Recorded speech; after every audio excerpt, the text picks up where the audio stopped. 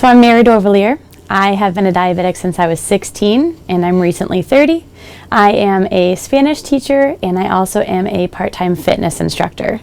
So I teach 5 classes weekly ranging from Zumba to mini trampoline fitness. So I learned about the trial from my mom. She had heard about it on social media and I've always been really interested in helping the diabetic community in any way that I can. I have a very big support system. Most of the time when I'm coming up here, I'm bringing someone else with me. So if you know me as a person, you know that I'm involved in the diabetic community. 16 was definitely a tough age to get diagnosed with type 1 diabetes.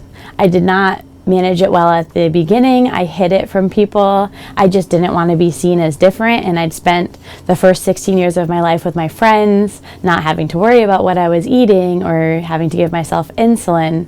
And so having that change was very tough on me. But as I grew older, I realized it wasn't something to be ashamed of. It was actually something that was very impressive, that I was able to manage and take care of myself. Now I am fully an advocate. I tell all of my students that I have type 1 diabetes, and if they hear me beeping in class, they're always like, oh my gosh, get Senorita a snack. So it's nice to have the support of not only my family and my friends, but my students and the whole community backing me.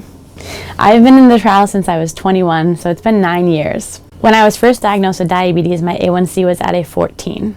When I started this trial 9 years ago, my A1C was above 8. And now today I am below 6. I definitely feel better most days because my blood sugar is in range so often, and I feel like I'm able to live life more with thinking about diabetes less. So I'm hoping that I'm able to maintain this lower A1C and that my time in range continues to improve. In the future, I'm getting married and looking forward to starting a family, and having this A1C that's close to the level of somebody who doesn't have diabetes definitely makes me feel more comfortable and ready to take that next step. So Mary, as you know, my name is Daniela. I'm one of the clinical research nurses here at the Faustman lab. Since you've been a patient of ours over the past few years, we've noticed a pretty significant dip in your A1C, which is amazing.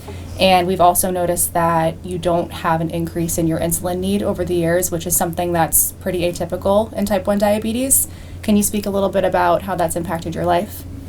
Yeah, so having a better time in range and lower A1C has definitely helped me to feel more comfortable and confident in living everyday life and doing daily routines. I am very invested in my fitness, so having my numbers be more stable makes me feel better when I'm going into class and when I'm leaving class, for sure. That's great. That's really great. So thinking about your future and continuing, obviously, your journey with type 1 diabetes, how do you feel like this trial is going to impact your future plans? So when I started in the trial, my A1C was above 8, and now that I'm below 6 and I'm moving into the next phase of my life, which is getting married and thinking about having kids, I definitely feel more comfortable in taking that next step because I am so much more stable with my blood sugars, and I know that having kids and getting pregnant is a whole another level of concern that I have to think about, but I feel less nervous knowing that my A1C is more within the range. Yeah, that's amazing. Congratulations on the wedding. Thank you.